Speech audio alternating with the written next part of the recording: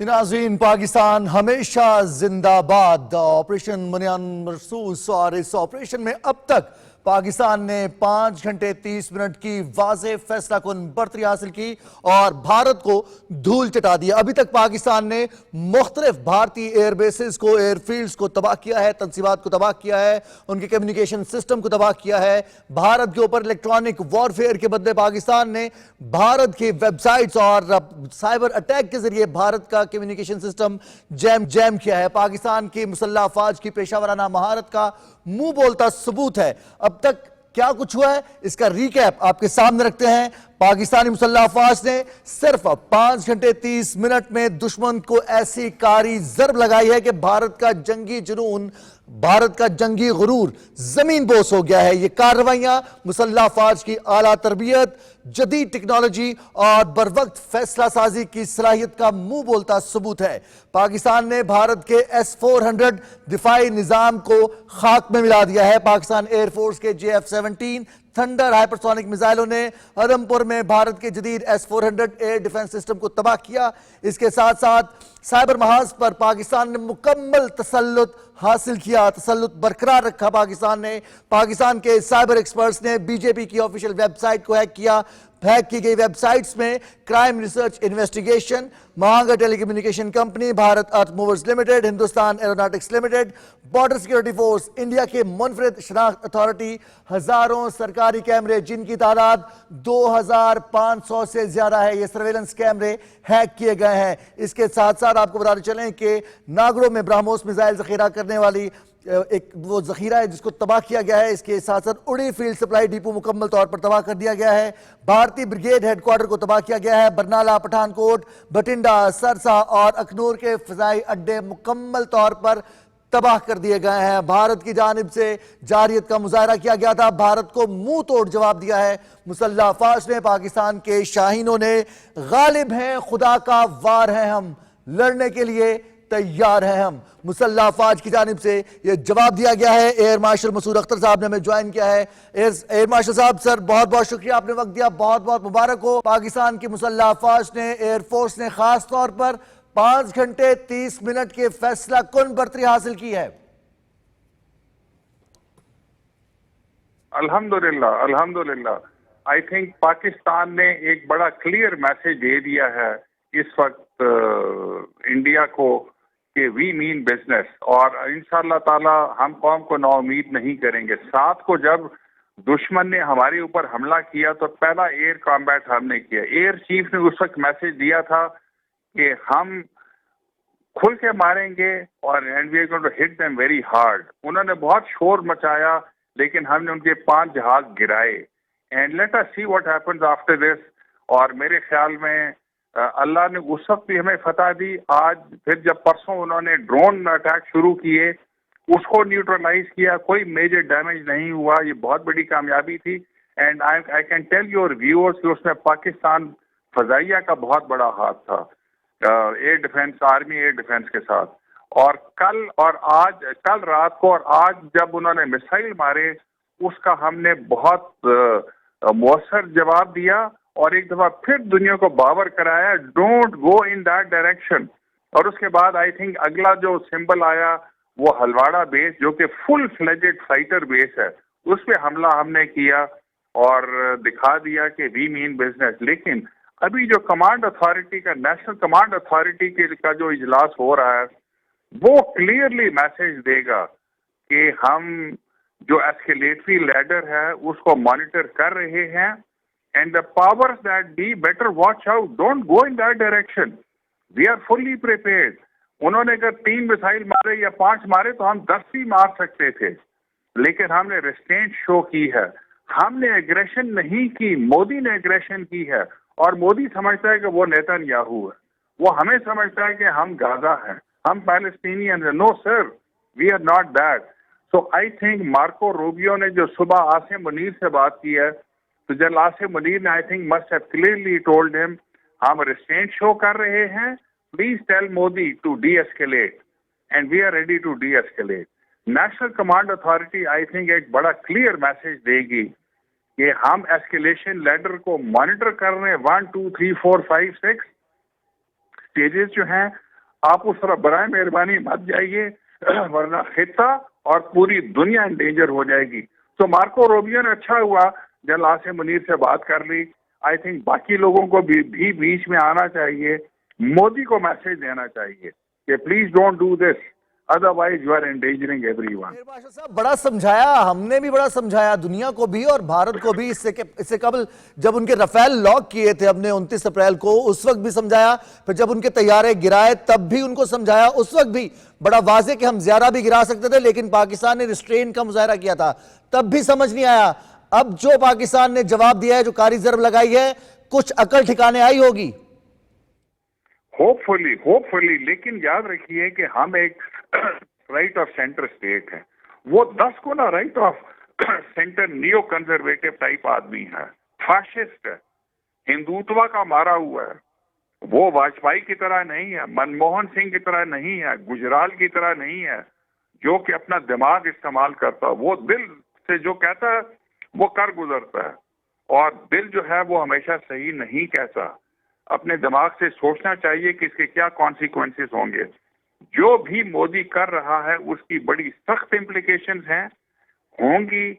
I think general Asim Munir ने clearly show कर दिया होगा मार्को रूबियो को, हम डी एस्केलेट नहीं करेंगे जब तक, बिकॉज शुरू उन्होंने किया है। स्टॉप आप बराए मेहरबानी मोदी को करें। और जो मुसलमान मुल्क अनफॉर्चुनेटली क्लियरली हमारे साथ नहीं, बिकॉज तुर्की ने क्लियर जवाब दिया है, सऊदी अरेबिया और यूएई को क्लियरली खड़ा होना चाहिए और बताना चाहिए मोदी को स्टॉप स्टॉप स्टॉप, अदरवाइज ये पूरा खिता इंक्लूडिंग मिडिल ईस्ट और दुनिया इन डेंजर हो जाएगी। But let us wait and see कि नेशनल कमांड अथॉरिटी क्या एलामिया जारी करती है। आई थिंक वो कहेंगे कि वी आर फुल्ली कॉग्निजेंट के एस्केलेशन लेटर किधर जा रहा है, हम रेस्ट्रेंट शो कर रहे हैं, please intervene, otherwise Modi is going to be responsible, you are going to be responsible. तो सर, ये मोदी अगर खुद से फैसला करने की सलाहियत नहीं रखता, और इसका तो मतलब ये है कि वो इस वक्त किसी और के हाथों से में खेल रहा है। वो आई थिंक आरएसएस की जहनियत के सामने खेल रहा है। उसके गुरु सारे आरएसएस में बैठे हुए, राष्ट्रीय स्वयं संघ में, और वो हिंदुओं के अलावा इसको, हिंदुस्तान को एक हिंदू रियासत बनाना चाहते हैं। अगर नेहरू ना होता तो आज तक ये जो 129 डायलैक्ट्स हैं, जुबानें बोली जा रही हैं, हिंदुस्तान के 129 नहीं तो 20-30 टुकड़े हो चुके होते। मोदी पूरी कोशिश कर रहा है। पिछले इलेक्शंस में हिंदुस्तानी अवाम ने क्लियर मैसेज दे दिया कि हम आपको 2/3 मेजॉरिटी नहीं दे रहे कि आप सेकुलरिज्म निकाल दें। सो वो खिसियानी बिल्ली खंबा नोचे, वो पूरी कोशिश कर रहा है कि वो किसी तरह से बिहार के इलेक्शन जीत जाए, उसके बाद इंडिया के इलेक्शन जीत जाए। लेकिन इस दफा जो बात पुलवामा में की थी और उसके बाद उसने बहुत बड़ी मेजॉरिटी हासिल कर ली थी, मेरे ख्याल में मोदी अपने अज़ाइम में कामयाब नहीं होगा, और उससे पहले अपनी डैमेज भी करवाएगा। हमारा भी नुकसान हुआ है भले, लेकिन 3 रफाल तैयारों का गिरना और एक सुखोई 30 का और एक मिग-29 का बहुत बड़ी सुबकी है। इंडियन एयरफोर्स इस वक्त जवाब देने के काबिल नहीं है, और उसके और भी बहुत वजूहात हैं जिसमें मैं नहीं जाऊंगा। लेकिन अगर वो एसएसएम की लड़ाई लड़ना चाहते हैं, हमने साबित फायदा कर दिया उठाएंगे कि आपकी मौजूदगी equal का to the task। टेक्निकलिटीज के हवाले से।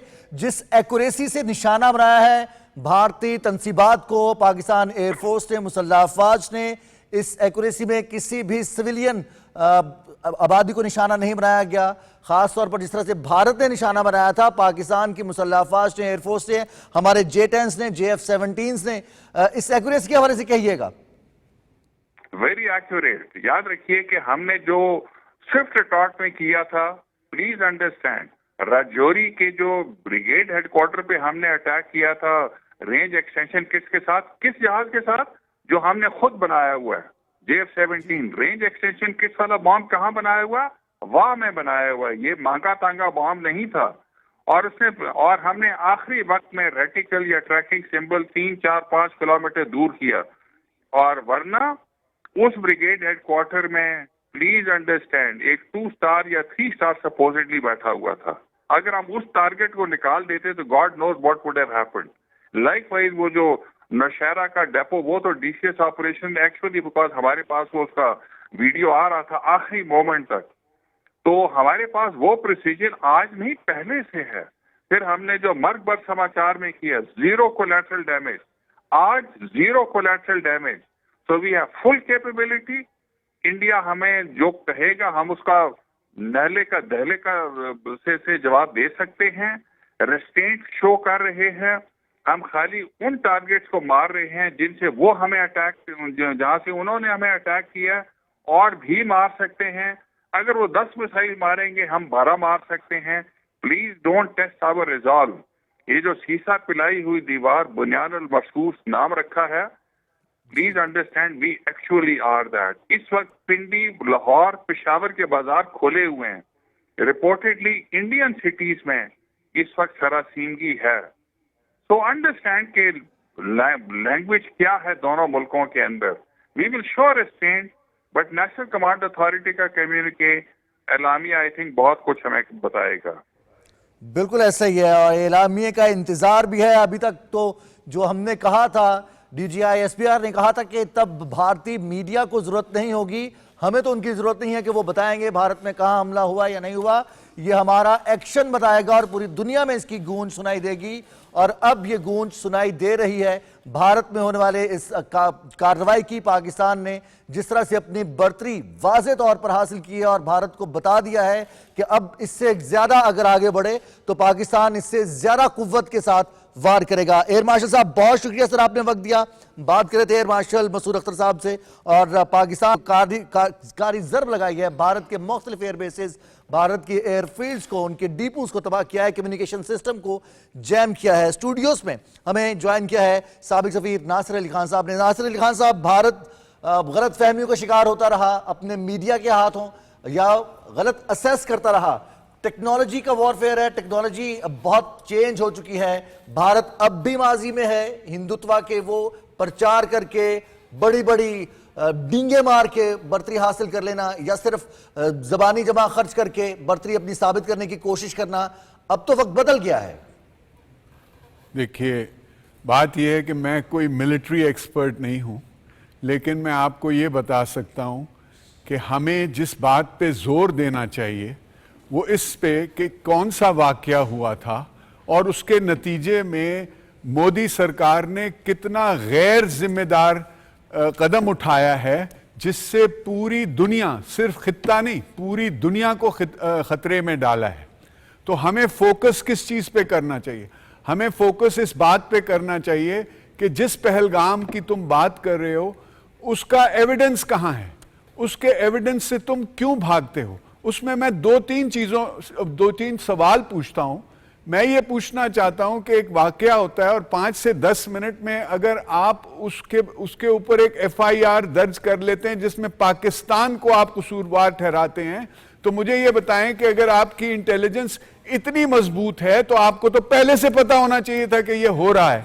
उसके बाद जब वो लोग वहां से फरार होते हैं, आपके हेलीकॉप्टर्स के ऊपर फॉरवर्ड लुकिंग इंफ्रारेड फ्लर्स हैं, आपके ड्रोन्स के ऊपर फॉरवर्ड लुकिंग इंफ्रारेड्स हैं। इसका क्या मतलब है? इसका मतलब यह है कि वो इंसानी जिस्म की हीट से जंगल में भी रात में भी डिटेक्ट कर सकते हैं। आपसे वो लोग क्यों नहीं पकड़े गए? ये दलीलों के साथ हमारी हुकूमत को, और मैं ये चाहता हूं कि मैं इंटरनेशनल कम्युनिटी को, भारत की जनता को और पाकिस्तान की अवाम को मैं ये पूछना चाहता हूं कि सबसे बड़ी बात यह है कि ये इंटरनेशनल न्यूट्रल इन्वेस्टिगेशन के खिलाफ किस लिए हैं? इसका मतलब यह है कि इनके अज़ाइम ठीक नहीं थे, इसका मतलब यह है कि इनके इरादे ठीक नहीं थे। अगर मैं पीछे जाऊं, साल 1.5 साल पहले इन्होंने हमें इंडस वाटर ट्रीटी पे एक खत लिखा था कि हम इस ट्रीटी को रीनेगोशिएट करना चाहते हैं। उसमें अगर आप देखें जो वजूहात इन्होंने दी कि क्यों रीनेगोशिएट करना चाहते हैं, तो उसमें यह वजह थी कि जी क्लाइमेट चेंज हो गया है, आबादी बढ़ गई है, माहौलियात को जो हम फाइट करते हैं उस पे हमें पूरी दुनिया मसाइल तस्लीम हैं। कर रही है कि क्लाइमेट चेंज से मुतासिर तो हम हुए हैं, पाकिस्तान मुतासिर हुआ है। ना, उसमें जो एक और शिक है और एक और वजह बताई गई है वो ये है कि टेररिज्म इस ट्रीटी को इंप्लीमेंट होने से रोकता है। अच्छा। आप ये बताइए, किसी की अकल में ये बात आ सकती है कि टेररिज्म का इंडस वाटर के साथ क्या ताल्लुक है? और उसके अलावा जो आप कहते हैं कि जी माहौल जो हम इंप्रूव करना चाहते हैं उसमें ये रुकावट है। भाई अगर आप माहौल इंप्रूव करना चाहते हैं तो ये बड़े बड़े डैम बना के आप इंप्रूव करेंगे? दुनिया के किसी माहौलियात के एक्सपर्ट से आप पूछ लीजिए कि वहां पे 10 मेगावाट से ज्यादा भी कोई डैम अगर बनाता है तो उस पर माहौल के ऊपर बुरा असर पड़ता है। इसलिए मैं ये बात इसलिए आपको बता रहा हूं कि वो 1.5 साल पहले ये किया, उसके बाद ये वाकया होता है और उसके अगले दिन आप कहते हैं कि जी हम इंडस वाटर ट्रीटी को खत्म करना चाहते हैं, अब हम जो मर्जी आए करेंगे। तो इससे उनके अज़ाइम का आपको कुछ अंदाजा हो सकता है। साहब, ये तो एक पूरा हिस्ट्री रही है कि इंडिया के लिए किसी भी पॉइंट पर जब भी फॉल्स फ्लैग वो करता है, सबूत मांगा जाता है तो वो सबूत नहीं देता। गुफ्तगू दूर की बात, वो तो किसी थर्ड पार्टी के लिए भी सबूत फराहम नहीं करता है। पाकिस्तान ने कहा कि पाकिस्तान के सामने सबूत मत रखो, इंटरनेशनल कम्युनिटी को सबूत फराहम कर दो, लेकिन भारत ने इंटरनेशनल कम्युनिटी के सामने भी किसी किस्म के सबूत नहीं रखे। प्रोफेसर डॉक्टर वलीद रसूल साहब ने हमें ज्वाइन किया स्टूडियोज में। प्रोफेसर साहब, पाकिस्तान ने भरपूर जवाब दे दिया भारत को, भारत के अज़ाइम खाक में मिल गए, भारत का गुरूर खाक में मिल गया। मोदी का दिमाग अपनी जगह पर वापस आएगा या भी दुरुस्त होने में टाइम लगेगा? मुझे नहीं लगता, मुझे लगता है इसमें टाइम लगेगा, क्योंकि वो अपने आप को रीजनल हेजमोन समझता है, जो वो है नहीं। दूसरा उसका प्रॉब्लम है कि वो बॉलीवुड के फिल्मों में रहता है जहाँ एक एक्टर आता है और अकेला 10-12 लोगों को मार लेता है, और ये वो सिचुएशन नहीं है। तीसरा ये है कि इंटरनेशनल नॉर्म है बेसिक लाइफ, लिबर्टी और प्रॉपर्टी। जब आप किसी की लाइफ पे अटैक करते हैं, आप उसका पानी बंद करते हैं, आप उसका जो है ना वो जीना हराम कर देते हैं, तो then he has right to retaliate, और वही पाकिस्तान ने किया। और दूसरा एयर मार्शल साहब ने बता दिया कि आप कल सारे सबूत इंटरनेशनल मीडिया के सामने पाकिस्तान ने पेश किया, और वो जो इलाका है वो LOC से 200 किलोमीटर दूर है, और उसके बाद उसमें 2 रिवर भी आते हैं, रिवर विशव और रिवर लिदर। ये जो पहलगाम है ये रिवर लिदर के राइट साइड पे है, वहाँ तो आप उन किसी ब्रिज पे क्रॉस कर ही नहीं सकते। और तीसरा, कल एक इंडियन रिपोर्ट आई कि उससे पहले वहाँ केरला हाई कोर्ट के 3 जज थे जो उससे आधे घंटे पहले वहां से निकल गए थे और वापस चले गए थे, और उनका भी रिपोर्ट कल उन्हीं का मीडिया कर रहा था रिपोर्ट। लेकिन जब आप जब किसी भी इंटरनेशनल नॉर्म को नहीं मानते हैं, आप इस वक्त एग्रेसर है एज पर UN चैप्टर 7, और इसी तरह आप एग्रेसर है, 51 आप पे लागू होता है। तीसरा, आपके जेनीवा प्रोटोकॉल सारे आपने जो है ना वो सारे उन सारे protocols, international norms, international rules, international law और जो राइट टू लिव है उसको आपने अवॉइड किया, तो फिर यही होना था। तो प्रोफेसर डॉक्टर साहब, ये तो अगर हम इंटरनेशनल लॉज की बात करें, उनकी इम्प्लीमेंटेशन की बात करें, वो तो माइट इज राइट की जानिब कन्वर्ट हो जाते हैं, जिसका पलड़ा भारी होता है। वहां पर फैसलों में ताखीर भी होती है, सिर्फ मजम्मती बयानात से काम चलाने की कोशिश की जाती है, एक्शन नहीं लिया जाता। नासिर साहब, पाकिस्तान ने एक्शन लिया है, राइटफुली पाकिस्तान ने एक्शन लिया है।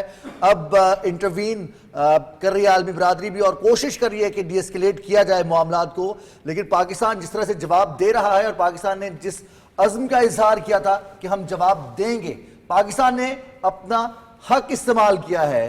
अब भारत को बाज रखने के लिए आलमी बिरादरी को भारत से बात करनी है।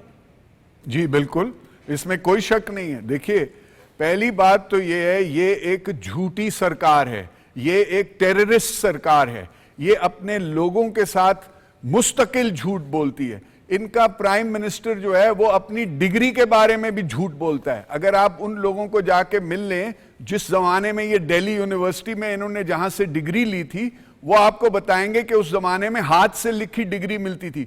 इन्होंने एक डिग्री पैदा की है जो टाइप रिटन डिग्री है। कोई इनसे ये नहीं पूछेगा कि ये जाली डिग्री के ऊपर इनको दिखाने का क्या जरूरत थी। ये कहते हैं जी मैं 7 साल की उम्र में वहां फलाने स्टेशन पे चाय बेचता था। किसी ने जाके पता किया कि भाई ये स्टेशन बना कब था, पता ये चला कि वो 1973 में बना था, जब मोदी साहब कोई तकरीबन 24 साल के थे। तो 24 साल की उम्र में तो वो स्टेशन बना था, ये 7 साल की उम्र में वहां पे चाय बेचते थे। इसके अलावा एक टेररिस्ट इंसान जिसने गुजरात में लोगों का कत्लेआम में बुच्चर ऑफ गुजरात, जिसको के अमेरिका वीजा नहीं देता था, वो इनका प्रधानमंत्री है। अब आ जाए वो जो डिप्टी, उनके जो नेक्स्ट इन कमांड है अमित शाह साहब। अमित शाह साहब वो हैं जिनको कनाडा की हुकूमत ने सोशल मीडिया ने तरफ जाएंगे। नासिर साहब, हम ब्रेक की तरफ जाएंगे। अब ब्रेक के बाद वापस आएंगे तो हम जो भारत का टेररिज्म है, जिस रियासती सतह पर भारत मुलव्विस है, उनके हाजिर सर्विस अफसरान मुलव्विस हैं, उनकी एजेंसीज मुलव्विस हैं मुख्तलिफ ममालिक में, और उसके सबूत भी मौजूद हैं और आलमी बिरादरी के सामने रखे भी हैं। इस पर बात करेंगे न्यूज ब्रेक के बाद।